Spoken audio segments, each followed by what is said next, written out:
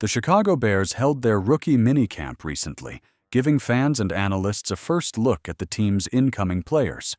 But while the focus should have been on development and potential, some comments made by defensive coordinator Dennis Allen have highlighted a growing concern within the roster: depth at the edge rusher position.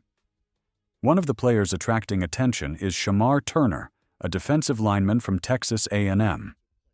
Turner, who played both inside and outside in college, was drafted to strengthen the Bears' defensive front. But when Allen was asked about Turner's potential to contribute off the edge, his response hinted at a more conservative plan. According to Allen, the team intends to focus on developing Turner at defensive tackle first, where he'll learn both the three technique and nose tackle positions. Only after he settles into those roles might the Bears experiment with moving him to edge in certain situations. This statement was telling. Rather than expressing excitement about Turner being a hybrid player who can immediately help on the edge, Allen emphasized patience and development at tackle. It was clear that any plans to use Turner as an edge rusher are more about long-term potential than immediate help. This approach is understandable. Rookies already face steep learning curves, and overloading them with responsibilities can backfire. Still, the cautious tone raises a red flag. If Turner isn't expected to play on the edge right away, then who is? Looking at the Bears' current edge depth, the picture is not promising. Montez Sweat is the clear-cut leader of the group. Acquired last season in a mid-season trade, Sweat brings speed, experience, and production. After him, there's Dayo Odeyingbo, who showed promise but is expected to play both inside and outside. Then there's rookie Austin Booker, a high-upside player with length and traits but very much a projection at this stage. Beyond those three, the list grows thin. Daniel Hardy flashed in the preseason, but played mostly on special teams last year. Dominique Robinson is entering the final year of his rookie contract, and it's unclear whether he can take a leap forward. Further down the depth chart are undrafted free agents like Jamri Croma, Xavier Carlton, and Jeremy Robinson. While every year sees a few undrafted players become contributors, expecting them to step in and fill such a critical need is risky. The situation becomes even more concerning when you consider the Bears' stated philosophy under General Manager Ryan Poles. He has repeatedly spoken about wanting waves of defensive linemen, multiple pass rushers who can rotate in and keep up pressure throughout the game. That philosophy may be taking shape at defensive tackle, but it's far from reality on the edge. Unless the Bears are hiding a surprise plan or see a breakout candidate no one else does, they appear unprepared at a key position.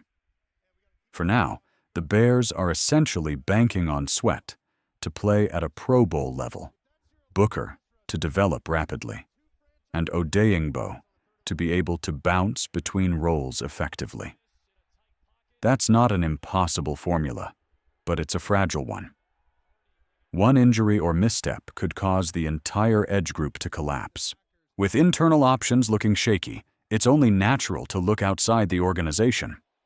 One name that continues to float around is Trey Hendrickson, the veteran pass rusher from the Cincinnati Bengals.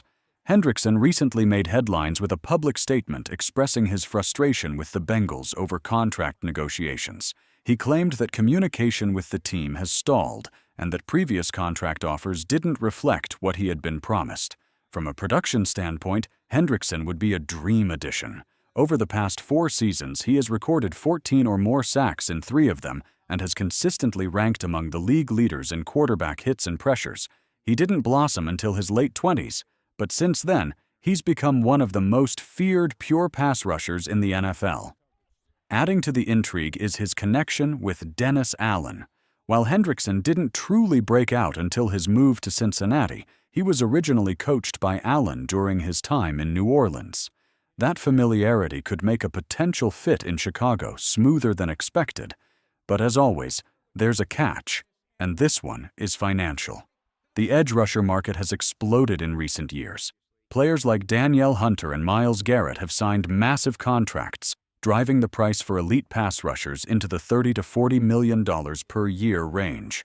Hendrickson, understandably, wants to be paid in that neighborhood, and while the Bears have cap flexibility, it's worth asking if they really want to invest that heavily in another edge player when they already paid Montez Sweat top-tier money. Think about it. Pairing Hendrickson with Sweat would likely cost the team around $60 million per year for their two starting edge rushers. That's a massive investment, and while it could create a dominant duo, it would also limit what the team could do elsewhere. It's not just about this season. It's about the long-term roster construction. The trade cost itself might not be the issue. Reports suggest a second-round pick or even a conditional third-rounder could be enough to land Hendrickson. For a player of his caliber, that's a reasonable price. The real obstacle is the contract. Hendrickson is 31 years old. Giving him a multi-year extension at $35 million per year would be a major commitment, especially for a team still building toward sustained contention. All things considered, a Hendrickson trade seems unlikely, not because he isn't a good fit, but because the financial risk may be too high. The Bears are building for the future, and while adding a player like Hendrickson would provide an instant boost, it could also create long-term cap challenges. If a big-name trade feels too risky or expensive, the Bears might be better served exploring the free agent market. There are still several veteran edge rushers available who could fill that rotational role without breaking the bank.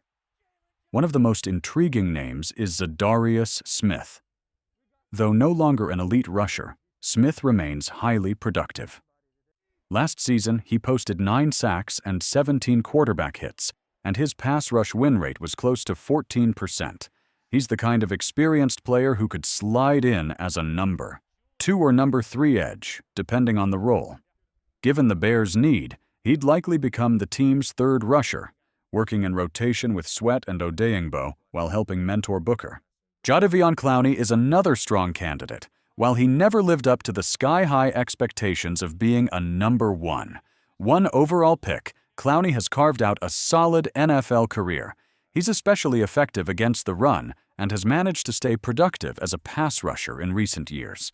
In 3 of the past 4 seasons, he's registered at least 5.5 sacks, and in 2 of those, he hit 9 sacks or more. He has the size and physical traits that Dennis Allen tends to value, making him a natural scheme fit. Importantly, neither Smith nor Clowney should command massive salaries.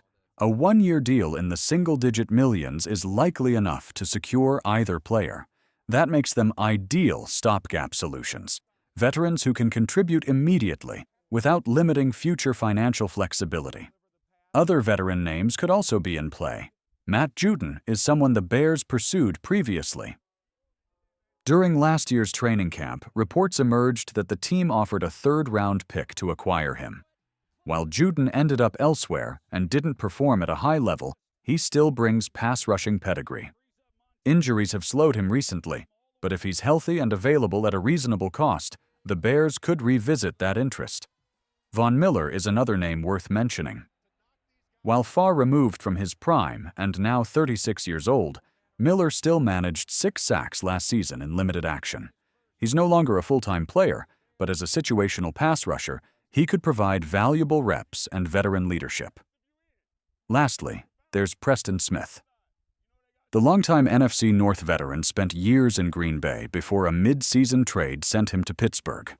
He's a capable player who knows how to rush the passer and stop the run, and he likely wouldn't cost more than a few $1 million. For a team looking to add depth and experience, he checks a lot of boxes. When evaluating these options, Clowney and Zadarius Smith stand out.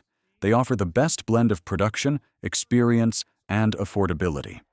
They also align with what Chicago needs most: stability on the edge, veteran presence, and the ability to rotate and contribute immediately. At the end of the day, the Bears need more from their edge group. If they don't view Shamar Turner as an outside player in his rookie year, and there's no sign they do, then they're left with a group that's far too thin to compete against elite offenses. Unless players like Austin Booker make unexpected leaps, reinforcements are needed. And with so many reliable veterans still on the market, there's no excuse not to act.